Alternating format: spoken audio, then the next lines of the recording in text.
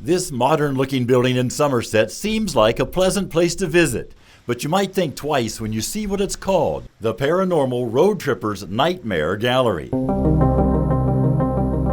Some of the things on display inside are indeed the things nightmares are made of.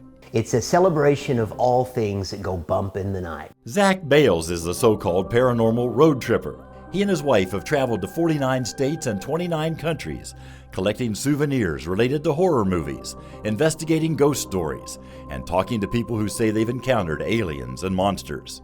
In 2022, he decided to put his 30-year collection on display. I finally decided, you know what's it worth having a bunch of things that only I can look at? And so I decided, you know what, maybe it's time to give back. It's a passion he's had since childhood, and Bales says it helps that Kentucky is a gold mine for spooky stories. We've had reported alien abductions, legendary monsters, stories of little green men, and maybe the very first sighting of Bigfoot. Matter of fact, the man who saw this creature, everybody's heard of this guy. His name was Daniel Boone.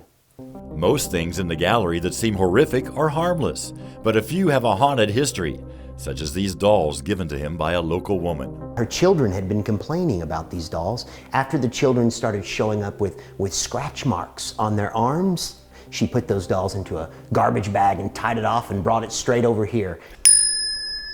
Even in the light of day, the gallery has a dark feel.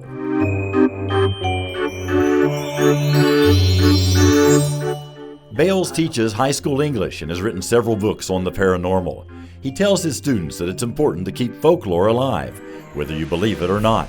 The most important thing for him is that visitors come in with an open mind and go away with good memories. I think that they'll leave realizing that Kentucky's a pretty special place, that here in the Commonwealth of Kentucky, our legends aren't just born on the first Saturday in May.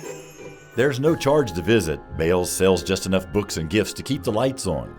And you definitely want him to keep the lights on.